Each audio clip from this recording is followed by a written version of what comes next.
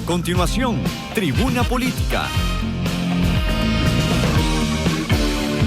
Estás viendo Extra TV.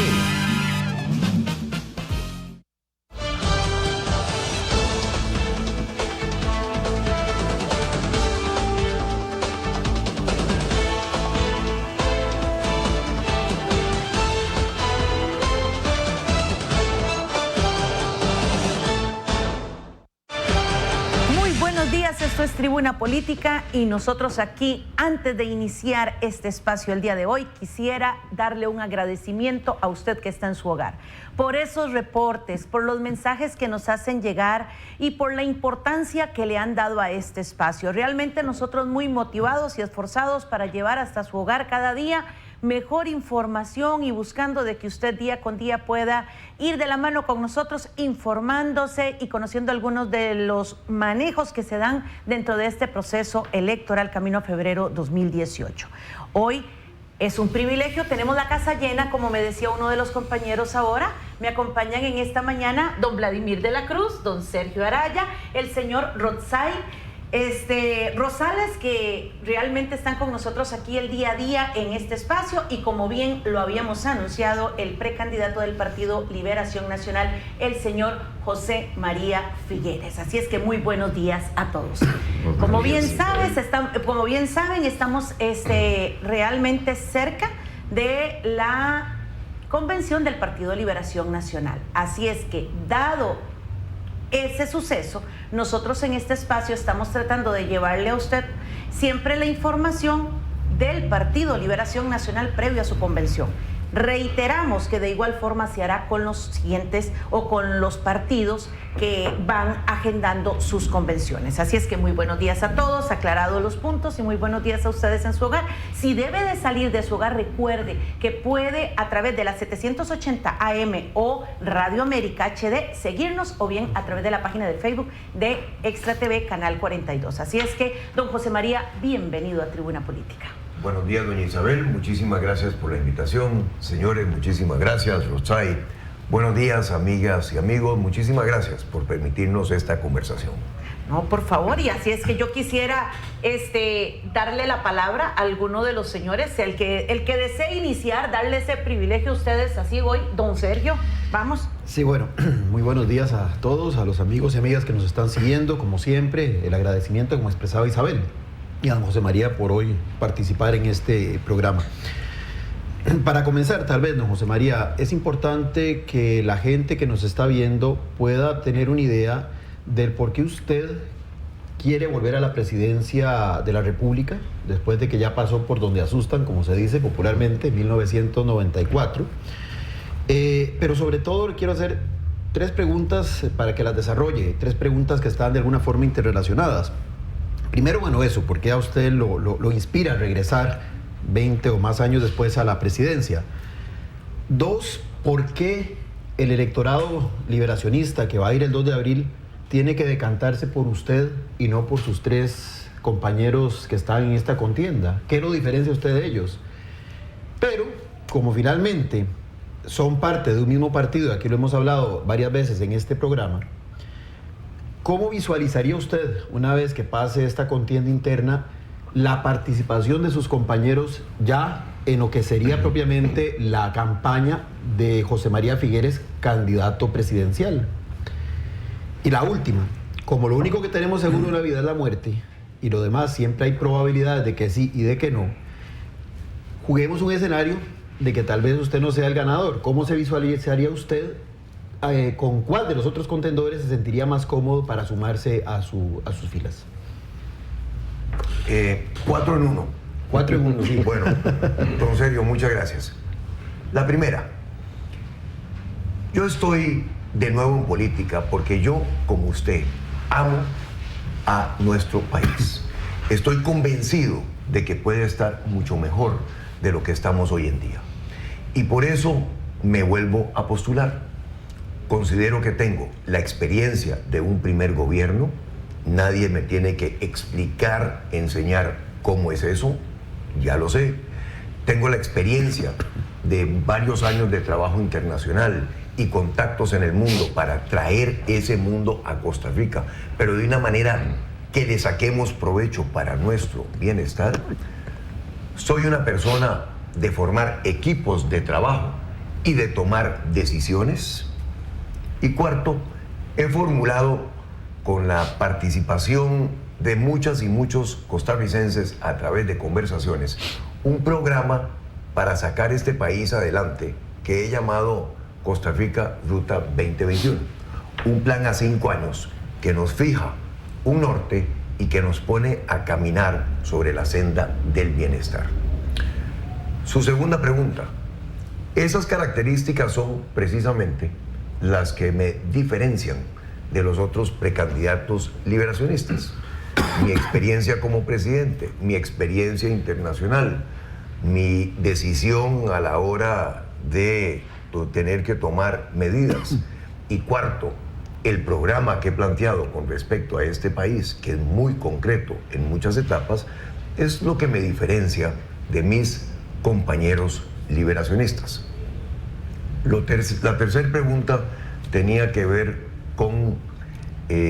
¿Cómo los integraría usted una vez? ¿Cómo los integraría? Bueno, yo pienso, don Sergio, que la integración de Liberación y de muchas otras personas fuera de Liberación tiene que ser sobre la base de compartir los ideales, la visión de futuro y lo que queremos conformar en este país. En política muchas veces se ha dicho que hay que barrer para adentro, y yo pienso que no estamos en esa tesitura hoy en día. Yo pienso que aquí mucho más importante que barrer para adentro es que estemos de acuerdo en lo que queremos hacer en este país, que compartamos cuáles son los ideales y cuál es la Costa Rica que soñamos. Y yo sueño con una Costa Rica que sea próspera, y puedo definirle eso con datos muy concretos, ecoeficiente, porque es el gran imperativo de los tiempos, y solidaria. Y por eso también es que he dicho que quiero una Liberación Nacional vuelto a la socialdemocracia, que en otras palabras quiere decir un gobierno que tenga política pública de calidad para el beneficio de las personas, que es lo que yo pienso hemos fallado en los últimos años, tanto en Liberación Nacional como fuera de Liberación Nacional. Cuarta pregunta. En el muy remoto e hipotético caso de que yo perdiera esta convención, yo soy un liberacionista. Yo seguiré dentro de Liberación Nacional, como siempre lo he hecho. Seguiré dando las luchas y las peleas por la modernización del partido, como lo hice como presidente de Liberación Nacional, y seguiré con la mirada fija en que Liberación vuelva a ser un partido socialdemócrata.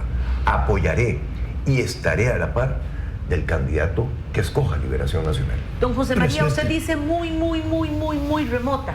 Sin embargo, los números dicen todo lo contrario. ¿No está usted de acuerdo con los números estadísticos? ¿Da usted por sentado que el 2 de abril José María Figueres va a ser el candidato a la presidencia del Partido de Liberación Nacional? Yo pienso que eso lo van a definir las y los liberacionistas. Pero ahora que usted me habla de números, los números en el 2006 le daban a don Óscar Arias una comodísima victoria sobre don Otón Solís. Y la noche de las elecciones estaban entrando a un recuento de votos que duró 15 días.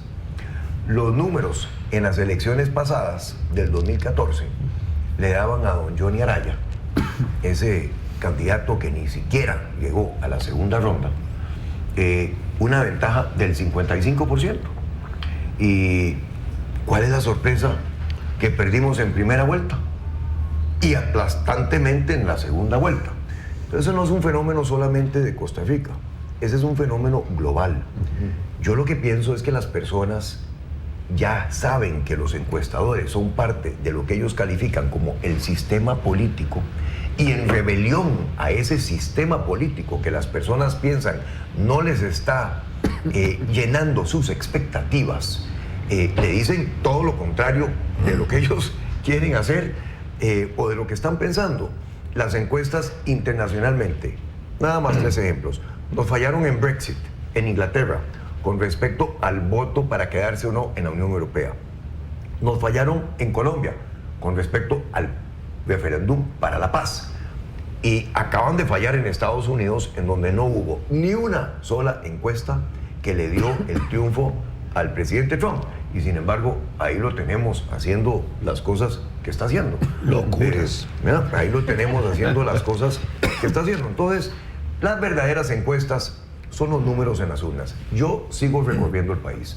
Yo converso todos los días con las personas en 1 o 2 cantones. Los fines de semana, 5 o 7. Y cuando le digo converso, converso. Es decir, yo no empiezo una reunión sin darle la palabra a las personas que me cuenten cómo están viendo las cosas. Tengo una radiografía muy buena del país, sé por dónde más aprieta el zapato, pero complemento esa radiografía con lo que me cuentan las personas en cuanto a sus vivencias. Anoche, Tobosi. La prioridad en Tobosi, además de oportunidades de trabajo, Tobosi, Cantón del Guarco, además de las prioridades que son trabajo, que es la prioridad nacional, y por lo que yo pienso que aquí hay que estimular la producción nacional para crear oportunidades de trabajo, la prioridad también es infraestructura, la carretera. ¿Cómo salen? Porque se han hecho varios desarrollos habitacionales grandísimos y la gente pasa pegada como pasa pegada en el resto del país. Y por eso también es que planteo un equivalente a un plan Marshall para infraestructura de $8.000 millones de inversión a lo largo de 5 años en mejorar la red vial. Muy bien, don Vladimir. Presidente, en su opinión, ¿cuáles son los principales problemas que tiene el país a resolver en un futuro gobierno? Que, digamos, aquí hay problemas de desempleo creciente, andamos en el 12%, un desempleo que está afectando mujeres, hay problemas de vivienda, hay problemas de infraestructura, están los problemas de los jóvenes que no tienen oportunidades ni posibilidades de estudio. Les menciono yo algunos, pero yo quisiera ver cuál es su visión de los problemas. ¿Cuáles problemas está visualizando usted como los esenciales, los principales, los que los costarricenses quieren saber que están en agenda de José María Figueres, y alguna pista de cómo pretende, digamos, abordar parte de esos problemas? Porque aquí tenemos graves situaciones que de alguna u otra manera repercuten en los votantes. Con gusto. Le menciono 3 problemas y 3 estrellas que tiene el país para solucionarlos. El primer reto, trabajo. No solamente tenemos un desempleo del 10% abierto, 20% entre jóvenes, 30% entre los que menos tienen, sino que además es muy injusto como castigan a las personas, porque en el 20% de costarricenses con mayor ingreso, el desempleo es el 1.7%, o sea, nada. Y en el 20% de los costarricenses con menores ingresos supera el 30%. Eso está castigando a la familia costarricense por igual. Jóvenes, sobre todo mujeres y hombres de cierta edad que si pierden el trabajo ya nadie los vuelve a contratar. Segundo, infraestructura. Aquí estamos perdiendo todas y todos 2 horas, sobre todo en la gran área metropolitana, pero hay que ver lo que es la presa de vehículos en Ciudad Quesada, por ejemplo, un viernes a las 3 de la tarde. Ahí no se mueve unos 200 metros en 1 hora. Bueno, aquí el problema de la infraestructura es un problema importantísimo. Cuando yo dejé el gobierno habían 400.000 vehículos, doña Isabel. Todos cabían en 2 carriles.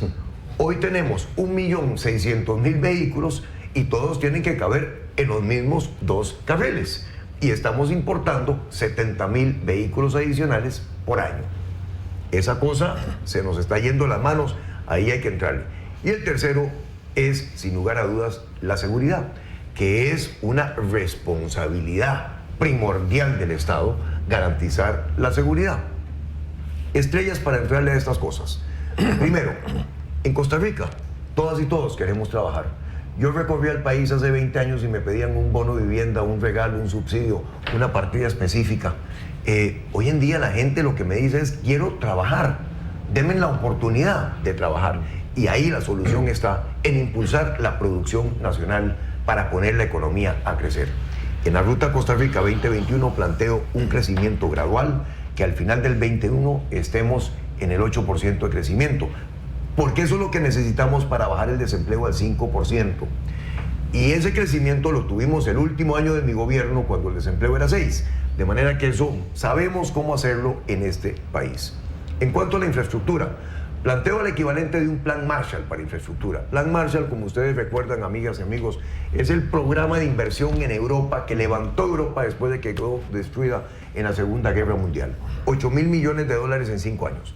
Para eso, quiero al ICE haciendo túneles y viaductos en este país. El ICE tiene la capacidad de hacerlo, tiene el equipo técnico, tiene el personal, tiene todo. No hacerlo es desperdiciar un recurso importantísimo. Hay que meterse duro en la modalidad de obra por concesión, pero quiero a cooperativas costarricenses como dueñas de proyectos de inversión en este país. Mi ejemplo típico es la Ruta 27. ¿Por qué va a ser la Ruta 27 propiedad de 4 fondos de pensiones internacionales? No tengo nada contra lo internacional, pero yo preferiría que fuera un consorcio cooperativo costarricense para que cuando pagamos el viaje, don Rotzai, pues sean 500.000 asociados a cooperativas costarricenses que se beneficien al final del día. Y las cooperativas en el sector financiero están llenas de recursos. Ahí hay que meterse a construir infraestructura de este país 24 horas. Las máquinas no se cansan con solo un turno. Y en seguridad, es un asunto de más miembros de la fuerza pública. Doña Laura nos dejó con 15.000, hoy estamos con 11.000, pero es una cuestión también de tecnología, cámaras, circuito cerrado, cosas que nos permitan vigilar el país de una manera eficiente. Eso realmente no tiene un costo significativo y el país hoy lo puede hacer, pero hay que entrarle también en esto de la seguridad por el lado de la prevención, ¿verdad? A los jóvenes en este país hay que darles oportunidades, y Costa Rica, como una potencia deportiva, que sería un lindo llamado, podría sacar a muchos jóvenes de las drogas y meterlos en los deportes. Yo le pediría al ICE que me haga un inventario de todas las canchas deportivas de este país, que me les ponga iluminación, el ICE, pública, que estén iluminadas todas las canchas hasta las 10:30, 11 de la noche. Y eso lo pagamos entre todos con medio centavo de colón por kilowatt-hora. No es nada, pero tenemos que ser creativos en buscar a política pública que beneficie a las personas y no política pública por política pública. Yo tengo José una María, pregunta. permítame, don Vladimir, porque por tema horario nos corresponde en este momento hacer una pequeñísima pausa y venimos con don Vladimir y su pregunta al señor José María Figueres. Ya regresamos.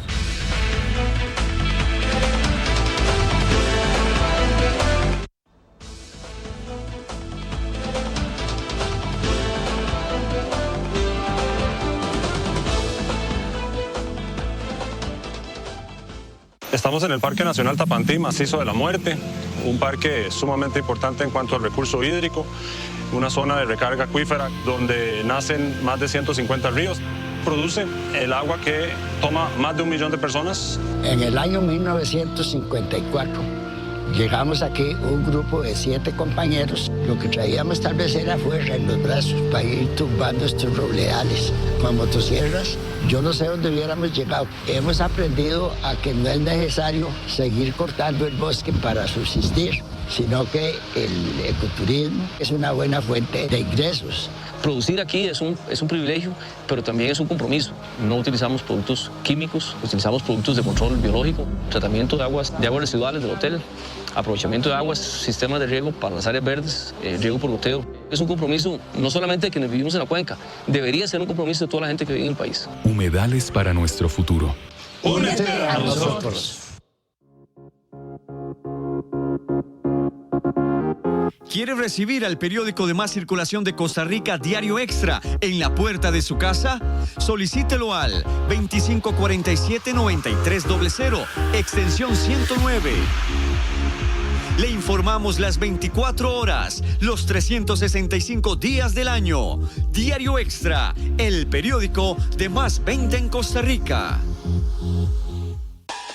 Regresan al Estadio Nacional.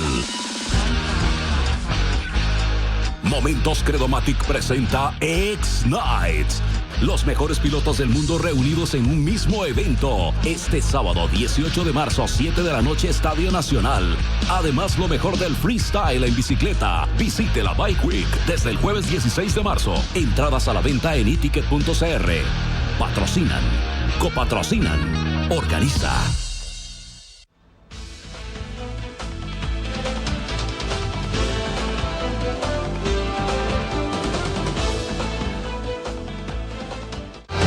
Continuamos en Tribuna Política y don Vladimir. Presidente, El electorado nacional podemos dividirlo más o menos en 3 segmentos.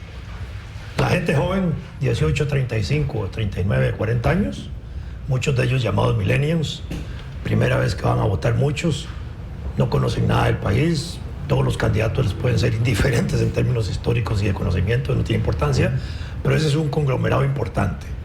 El centro, que podría ser la clase media, pero que no es la clase media nacional, pero que forma parte de esa clase media que formó Liberación Nacional, y cerca de 400,000 personas que son adultos mayores.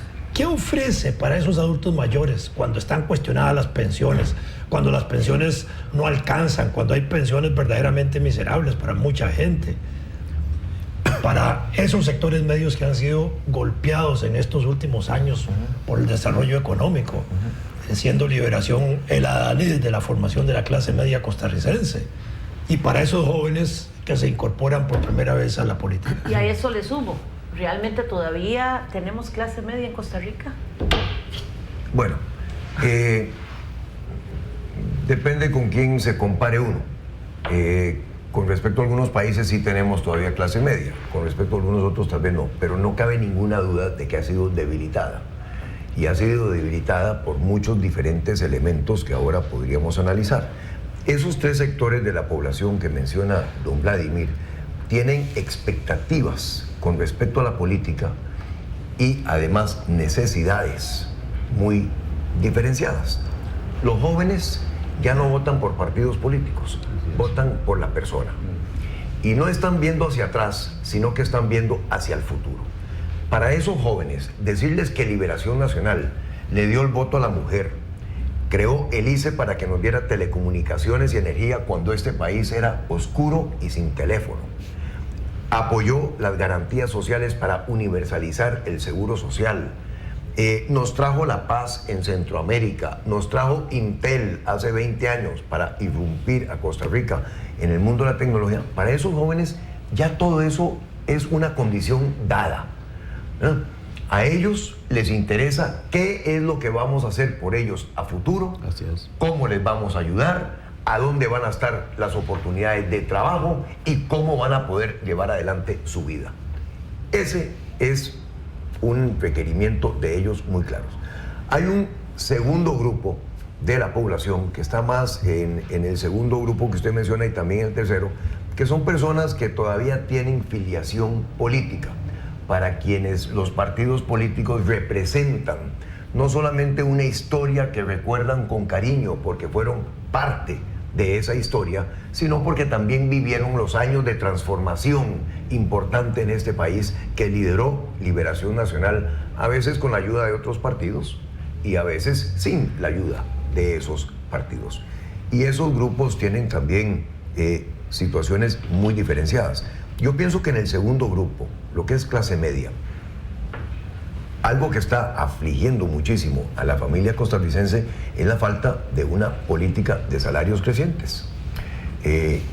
Y no se pueden tener salarios crecientes a menos de que la economía crezca. Pero Costa Rica dejó de tener una política que estimule la producción nacional hace muchos años.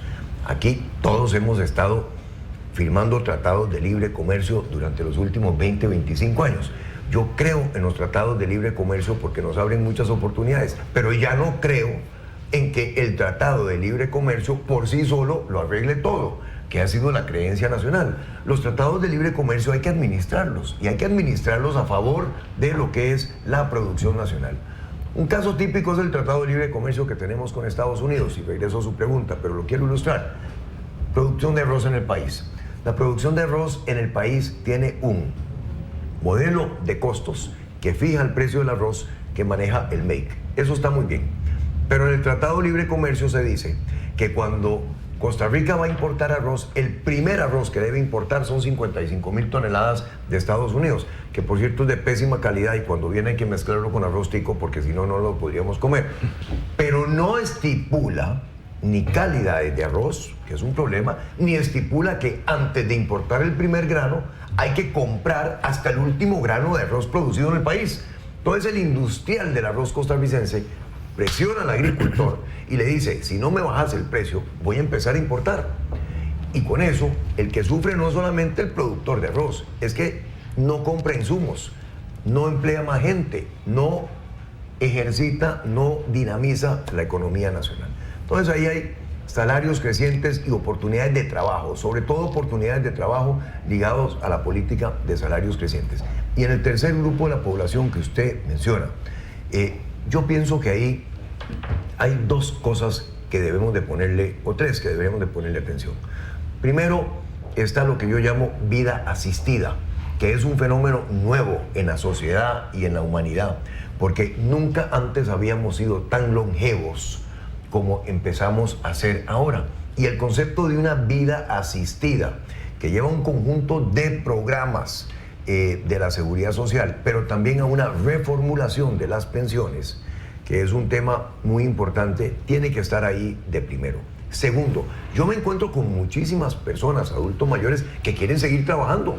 Tal vez no quieren una jornada de 48 horas a la semana, pero quieren tener un trabajo de 4 horas por semana, 8 horas por semana, algo que les permita retribuirle a la sociedad sus conocimientos y también mejorar su pensión. Y ese tipo de trabajo en el país no lo tenemos. Pero para eso también hay que poner a crecer la economía nacional, porque si no, no generamos el trabajo que queremos. Se me queda a un lado, por si lo podemos explotar un poquito más adelante, porque no quiero extenderme más, pero lo que es la reforma del sistema de pensiones de la Caja Costarricense de Seguro Social, en donde yo lo que quisiera es que tuviéramos el mejor sistema de pensiones en Costa Rica que tenga país alguno, y pienso que estamos perfectamente a tiempo de poder hacerlo. Yo lo que creo es que las pensiones más bajas nunca pueden ser más bajas que el salario mínimo establecido por ley. Sí, y las pensiones del régimen no contributivo tienen ya 3 años de estar en 78,000 colones. Así es. ¿Quién vive con 70,000 colones alquilando cuarto y comiendo, don Rotzai? Sí, a mí me surgen, don José María, un par de inquietudes muy puntuales derivadas de sus intervenciones y las respuestas a don Vladimir y a don Sergio. Una es, usted ha hecho una introducción que retrata muy bien su experiencia internacional, su propia experiencia como expresidente de la República, que sin duda lo hace un conocedor de lo complejo que es la política, no solo internacional, sino en el país. Se ha dicho, José María, y parte de las críticas al actual gobierno radican también en esa crítica, es que el presidente de la República en este país requiere de algún modo haber pasado por la experiencia no muy gratificante muchas veces de la Asamblea Legislativa, ¿verdad? Porque eso despierta, digamos, ciertas destrezas de diálogo, negociación y demás, que pareciera en el escenario actual del sistema de partidos, que es multipartidista, deberá que reconocerlo, por lo menos en el corto plazo no pareciera una recomposición inmediata hacia un esquema más bipartidista o menos plural. En ese escenario de multipartidismo, de múltiples actores involucrados en los procesos de la política pública, no solo la formulación, sino de la implementación, evaluación y demás, ese es el escenario actual, don José María. ¿Usted puntualmente entonces considera que eso es una desventaja suya con respecto a otros precandidatos de Liberación que revelan dentro de sus currículos su paso por la Asamblea Legislativa una o más veces? Esa sería una, digamos, ¿cómo valora usted, digamos, ese posible desventaja comparativa con respecto a los otros precandidatos? Esa es una. Y la segunda, don José María, usted menciona también y abre esta discusión haciendo una reflexión sobre Liberación Nacional que fue y que Liberación Nacional que hoy pareciera no es, cuando usted menciona que Liberación Nacional debe volver a sus raíces o por lo menos a su dimensión socialdemócrata en la formulación y ejecución de políticas públicas. Usted hace un año en un medio de comunicación fue un poco más allá, dijo que Liberación Nacional debería volver a la izquierda. Volver más a la izquierda. Más a la izquierda. Y lo repito aquí esta mañana. Claro, y entonces eso es lo que me encantaría que usted pudiera compartirnos, es en qué consiste ese volver a la izquierda y si el gobierno de Oscar Arias y el gobierno de doña Laura, todos estos en un plazo menor de 10 años, no fueron entonces ni gobiernos socialdemócratas ni gobiernos de izquierda bajo la definición que usted nos va a ofrecer. Sí. Bueno, y tal vez inclusive en esa lista de gobiernos que tal vez no fueron completamente socialdemócratas, metamos el gobierno de este servidor de ustedes, el gobierno de hace 20 años. Eran otras condiciones en el mundo y en Costa Rica. Hoy estoy completamente convencido de que Liberación requiere de ese giro para volver a ser un partido socialdemócrata. 2 preguntas que quiero contestarle, por supuesto. La primera, hoy tenemos un sistema político que tiene un régimen parlamentario en el Congreso con 9 fracciones y un régimen presidencialista en el Poder Ejecutivo con un solo partido. Por lo tanto, la política y el entendimiento se vuelve en un asunto de cero suma, porque el gobierno quiere ganar y hay 9 partidos en el Congreso que quieren que el gobierno pierda, y por lo tanto los entendimientos se hacen realmente muy difíciles. Mi gobierno, en el Ejecutivo, que incluye ministros, viceministros, presidencia ejecutiva, gerencias de instituciones, será un gobierno que primero, al conformarse, estemos claros de que todos vamos en la misma línea filosófica, en la misma línea de acción con respecto a lo que queremos en este país. Segundo, que se fije en la composición del Congreso para ver con cuáles partidos en el Congreso que hayan elegido tantos diputados se puede formar una coalición sobre un programa de trabajo transparente, pactado entre partidos, y para llevar entonces a miembros de esos partidos políticos al Ejecutivo también. Porque en el momento en que usted tenga varios partidos representados en el Ejecutivo, casados con el mismo programa que requiere negociar, y tenga los mismos partidos representados en el Congreso que van con el mismo progreso, con el mismo programa, este país empieza a caminar diferente. Y eso es la realidad. Y ahí tenemos que llegar para poder avanzar más rápidamente. Perdón, José María, lo interrumpo un segundito, pero sí, quería capitalizar eso que usted señala. Es una suerte como de gobierno parlamentario ad hoc, lo que usted está proponiendo. Sí, me parece muy atinado. Pero entonces, siguiendo las experiencias de los que ya han estructurado este modelo de organización política, evidentemente esa negociación a la que usted alude implicará que algunos de los elementos de las propuestas de los otros partidos tienen que estar insertos. Por supuesto. Si lo hace con base en la correlación de fuerzas, es decir, con la posibilidad de cuáles son los que más diputados tienen, y yo entiendo la lógica para que tenga más músculo político el acuerdo al que se llegue, podría darse el escenario de que tenga, dependiendo de lo que el electorado decida, músculo político, pero con grupos, digamos, de ideologías un tanto diversas. Construir esos acuerdos ya de por sí sería un gran desafío. Sí. Usted tiene toda la razón, don Sergio, pero aquí regreso a mi posición inicial en esta mesa de conversación, en donde digo que lo primero, y fue una pregunta suya, ¿cómo ve la integración de otros candidatos de Liberación? La veo en la medida en que compartamos los ideales y la visión, porque cuando este servidor suyo va a ir a pedir los votos, los va a ir a pedir por esa Costa Rica que estoy viendo hacia el futuro, que tiene características importantísimas de lo que he planteado aquí como un país mucho más próspero, mucho más ecoeficiente y mucho más solidario. Y sobre esa base, entonces es que tenemos que montar aquí una coalición, por llamarlo de una manera correcta, para ir. Eso no significa que tampoco yo vaya a entregar las responsabilidades de la presidencia de la República. No, de ninguna manera. Hoy estoy mucho más claro que nunca antes de que cuando los costarricenses van a votar por lo que ofreció el candidato que quiere ser presidente.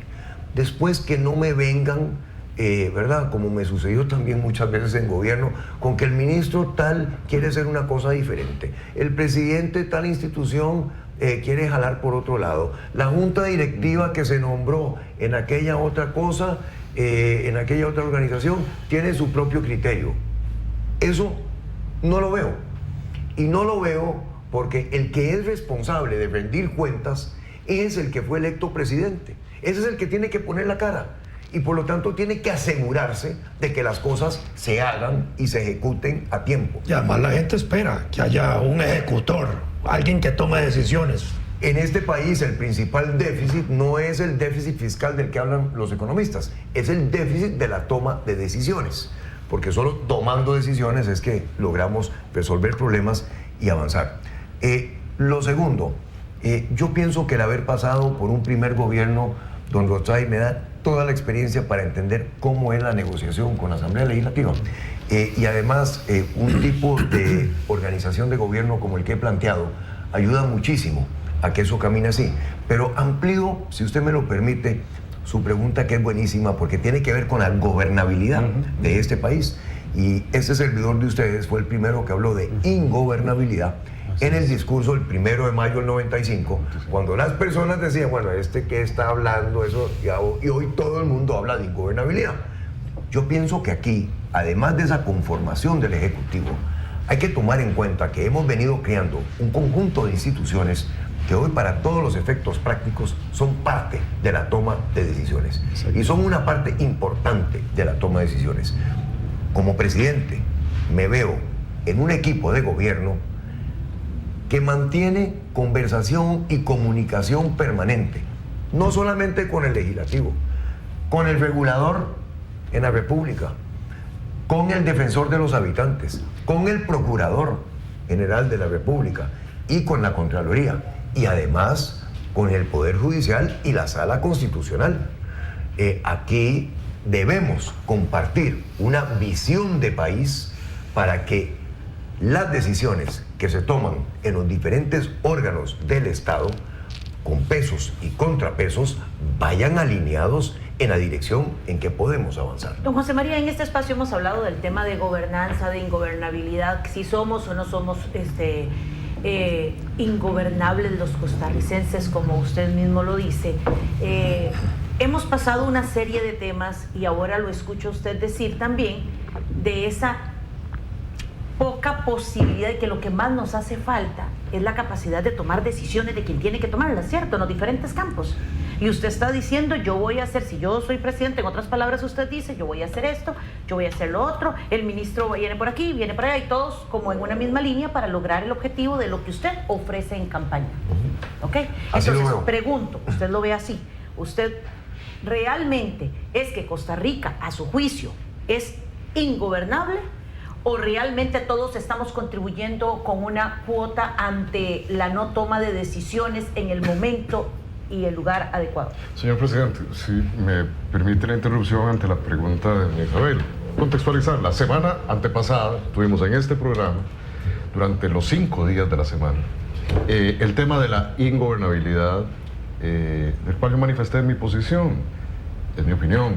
El problema de la gobernabilidad, efectivamente, en los años 90 y desde los 70 hicimos en ese momento la ocasión cuando la Comisión Trilateral del Banco Mundial definió el concepto de ingobernabilidad en sentido negativo como ungovernance, ¿verdad? Falta de gobierno, de buen gobierno. Estaba mirando solo, me parece, lo que usted está mencionando, el Estado, las instituciones públicas y la falta, carencia o déficit de toma de decisiones.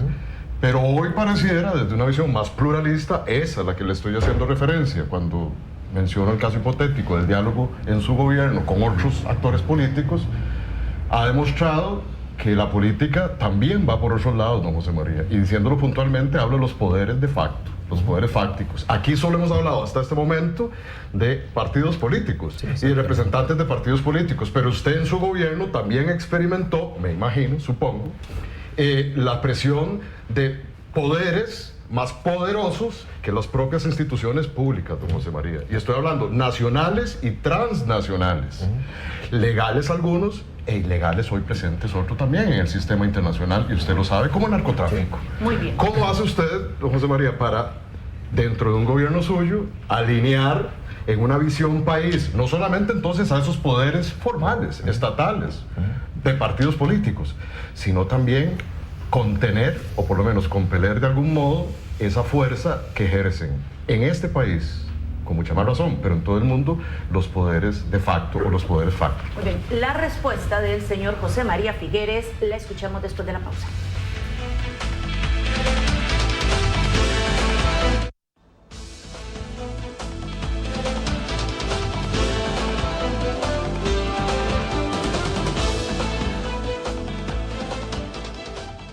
En corto y directo, con Óscar Alfaro.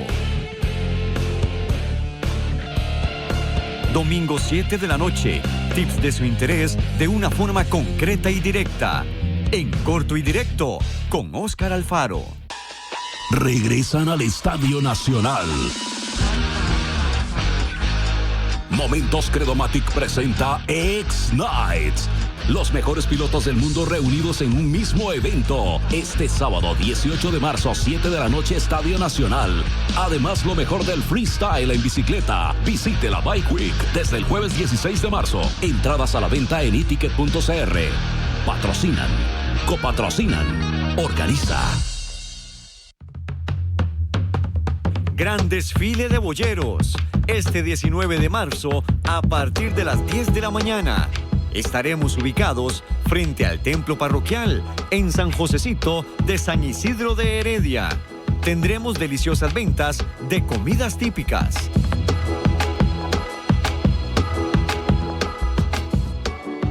Ven, asista y colabore. Te invita Extra TV.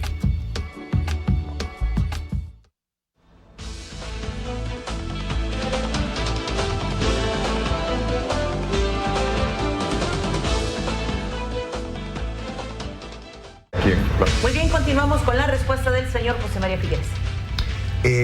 Don Rosay, con respecto a los organismos internacionales en el campo financiero, que muchas veces han presionado al país y en mi gobierno intentaron hacerlo. Es decir, yo recuerdo las presiones del Banco Mundial al puro principio del gobierno de este servidor de ustedes, que llevó a la ruptura de Costa Rica con el Banco Mundial y de que el Banco Mundial se fuera de Costa Rica, cerrara su oficina porque no aceptamos las presiones del Banco Mundial. Yo pienso que esas presiones hoy son mucho menos y francamente ya con mi experiencia internacional, eso démoslo por descontado que eso no camina. A lo interno del país es en donde yo pienso que hay que ir buscando homologar criterio de programa nacional, plan país, lo que queramos llamarlo hacia el futuro, con estos otros poderes fácticos que usted menciona, que son la Sala, la Procuraduría, la Contraloría, la Defensoría, para mencionarle tal vez los principales. También la ARECEP, ¿verdad?, con la fijación de tarifas en este país. Y ahí entonces quiero introducir en esta parte de la conversación, si ustedes me lo permiten, que yo quiero que este próximo gobierno mío sea de 5 años. De 5 años. No se me ponga... o sea, va a modificar la constitución. Yo estoy de acuerdo en que el gobierno debe ser más amplio. A ver. Yo no estoy pensando Mi propuesta es que los gobiernos sean de 6 años. Bueno, yo no estoy pensando quedarme después del 22, no se me preocupen. Pero sí, cuando yo hablo de un gobierno de 5 años, es porque el primer año de gobierno debe empezar el lunes 3 de abril a las 6 de la mañana. Es decir, aquí no se vale salir a criticar al gobierno en un año de campaña política por criticarlo y por criticarlo. Todos los gobiernos tienen cosas que se les pueden criticar. Pero yo quiero que por el bien de Costa Rica, este último año de la administración del presidente Solís, lo aprovechemos de una manera constructiva. Si con eso el gobierno sale súper bien, enhorabuena.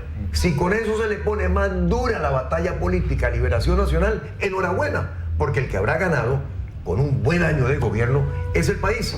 Pero quiero que entonces haya un traslape de lo que yo llamo el primer año de mi gobierno, que arrancaría el lunes 3 de abril por la mañana, con el último año del presidente Solís, para que nos empecemos a ubicar en este país en la implementación de ese norte que visualizo para Costa Rica. Y eso implica entonces un año de trabajo con diferentes partidos políticos, con distintos sectores de la sociedad costarricense, sindicatos, cooperativas. Creo muchísimo en las cooperativas, quiero 1 millón de cooperativistas en este país, porque aquí hay que producir riqueza y distribuirla mucho mejor, y las cooperativas en eso son un elemento fundamental para distribuir riqueza. Asociaciones solidaristas, los empresarios. Aquí hay que sostener un conjunto de conversaciones, pero también como candidato de Liberación Nacional, pienso empezar a conversar con la Contraloría General de la República y con el Procurador y con el Defensor de los Habitantes y con Arecep, abierto y transparentemente. Es que necesitamos ese tipo de conversaciones para empezar a alinear la toma de decisiones que sea acertada, que vaya en una dirección, que las y los costarricenses sepamos por dónde es que nos va a calentar el sol y que pongamos nuestro empeño. Y entonces aquí regreso a la pregunta inicial de don Vladimir, de que me hablaba de cuáles son las 3 prioridades para resolver más importantes y que yo hablaba de empleo, de infraestructura y de seguridad. A mí me parece que hay un elemento adicional ahí, cuál es que todas y todos tenemos la responsabilidad de cambiarnos el chip. Hay que empezar a amanecer en sí se puede, vamos a poder, vamos a colaborar. Hay que empezar a amanecer con un cambio de actitud que nace de cada persona, de que independientemente de que las cosas estén difíciles, pongamos nuestro mejor esfuerzo y seamos positivos, propositivos con respecto al país. Por Dios, es que este país es un país bendecido, tiene cualquier cantidad de oportunidades en el mundo de hoy, pero eso requiere también que pongamos de nuestra parte. Seamos optimistas con respecto al futuro. Costa Rica tiene muchas salidas. Muy bien, don José María, usted habla del tema del empleo y que es uno de los temas que realmente ocupa a la mayoría de la población costarricense. Se dice y vemos, por ejemplo, las ofertas de trabajo de 18 a 35. Usted ahora mencionaba que personas adultas mayores también desean sentirse útiles y trabajar, pero no hablemos solo de esa particularidad de un adulto mayor que merece todo mi respeto, sino también el tema de qué pasa cuando usted mismo mencionaba despiden a una persona a 35, 40 años, ¿quién lo va a contratar? Cuando usted habla de eso, ¿tiene usted un plan real, concreto, el cómo José María Figueres va a poner a trabajar al país indistintamente de las edades que tienen? ¿Cuál es su propuesta? ¿Cuál es la propuesta, por ejemplo, para el tema de educación? Tenemos muchos jóvenes en las calles que ni estudian ni trabajan, ¿ok? Sí. Usted habla del tema del deporte, pero ¿cómo lograr que ellos se puedan vincular con el estudio y que realmente, o a esas personas que han tenido que abandonar los estudios para trabajar y poder comer o llevar el sustento a sus hogares, cómo lograr que estas personas puedan no solo retomar la parte del estudio, sino incorporarse y tener salarios dignos? ¿Cómo? Perdón, no Isabel, es qué voy a hacer, antes sino de que don cómo. José María le responda, quisiera contextualizar su pregunta tomando como referencia un texto que hizo un ministro de una administración liberacionista, el ministro Ayales de Hacienda, cuando hizo aquella propuesta de construcción país en materia de reforma tributaria. Sí. Él en el diagnóstico que refleja en ese documento menciona algo muy importante, y es a propósito de que aquel viejo axioma que dice que sin cacao no se puede hacer chocolate. Dice que el sistema fiscal costarricense tiene un disparador estructural del déficit fiscal y es la forma en que está constituido, donde señala que el 34.4% de los egresos de un presupuesto aprobado en la Asamblea Legislativa a instancias de un poder ejecutivo están esos egresos establecidos por mandato constitucional, es decir, no se puede modificar. Un 22.5% por mandato legal, que para los efectos es lo mismo. Menos complicado eventualmente quitarlo, pero igual es lo mismo. 37.9 lo constituyen ingresos ineludibles como los salarios, remuneraciones, servicios de la deuda, a propósito de lo que hablaba de organismos internacionales, y solo hay un 5.2% que permite algún nivel de flexibilidad.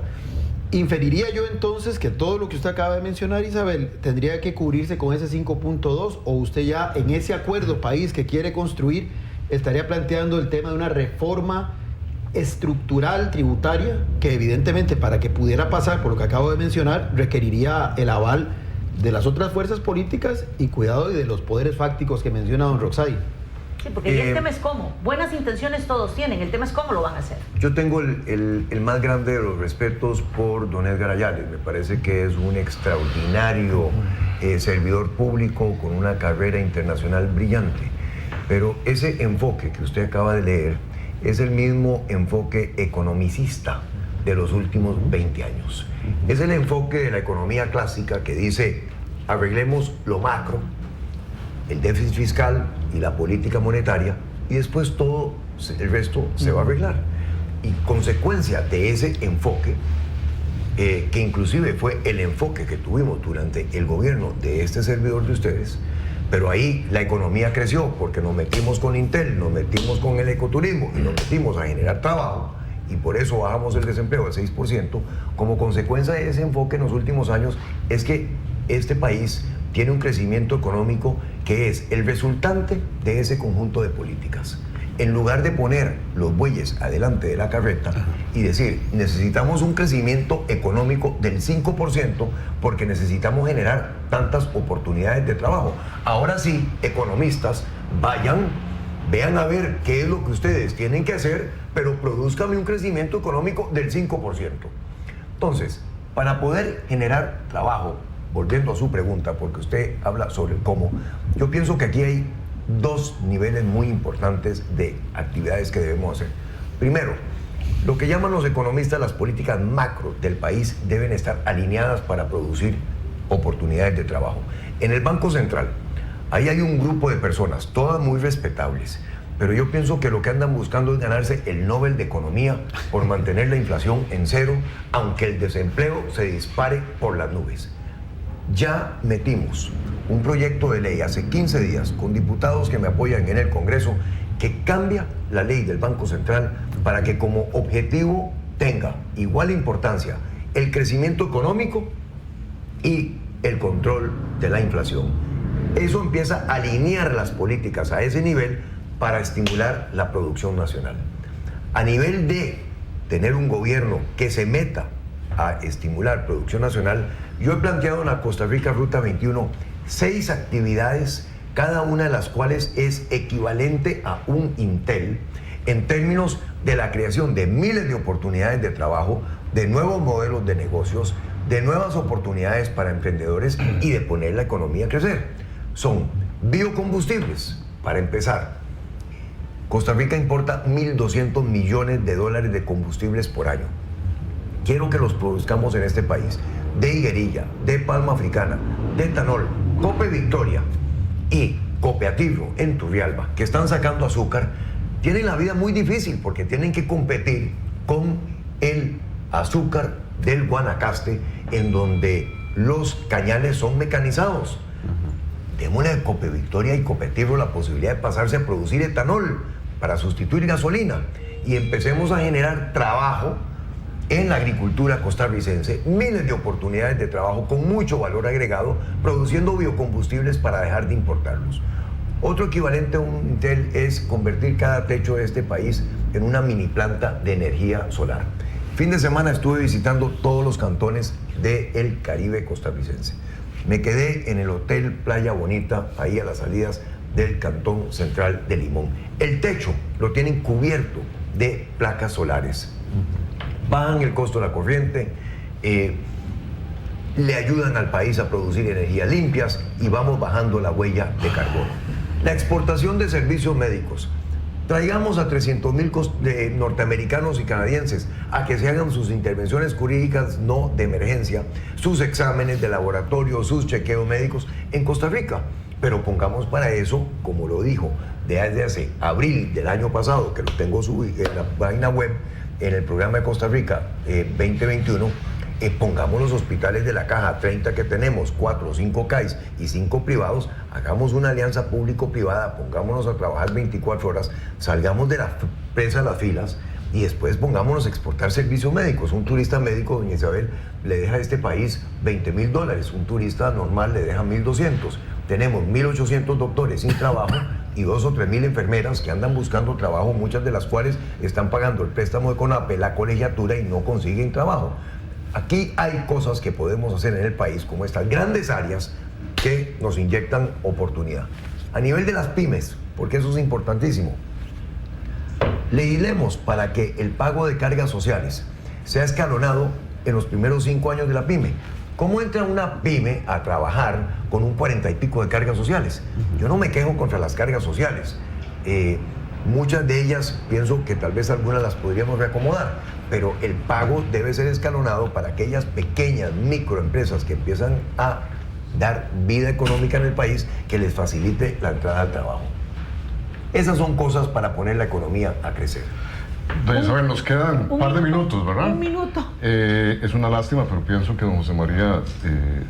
con mucho gusto vuelvo va a volver, candidato de Liberación Nacional. Porque quedan una gran cantidad de temas Quedan interrogantes. muchos temas, Lo vamos a quedan traer. muchas preguntas y yo creo que sí, Me comprometo. a cada uno de los precandidatos, en este caso, que van a pasar por aquí, de todos los partidos, lo reitero, de todos los partidos. La idea es que usted pueda estar informado a través de Tribuna Política. Así es que, don José María, en 30 segundos, ¿cuál es su mensaje a los costarricenses para cerrar? Primero que todo, muchísimas gracias por recibirnos en sus hogares o seguirnos por la página de Facebook. Yo quiero pedirles que por favor participemos, las y los liberacionistas, en la próxima convención del 2 de abril. Yo me presento queriendo liderar el partido a la victoria en las elecciones del 2018, profundamente orgulloso de Liberación Nacional, con la experiencia de un primer gobierno, con mi experiencia internacional, con mi capacidad para formar equipos y tomar decisiones y sacar este país adelante. Muy bien, muchísimas gracias, muchas gracias a don Vladimir, a don Sergio y a Roxay. Les esperamos, si Dios lo permite, el día de mañana a partir de las 7 de la mañana con la visita a Tribuna Política del precandidato Antonio Álvarez de Santi. Que pasen un muy buen día.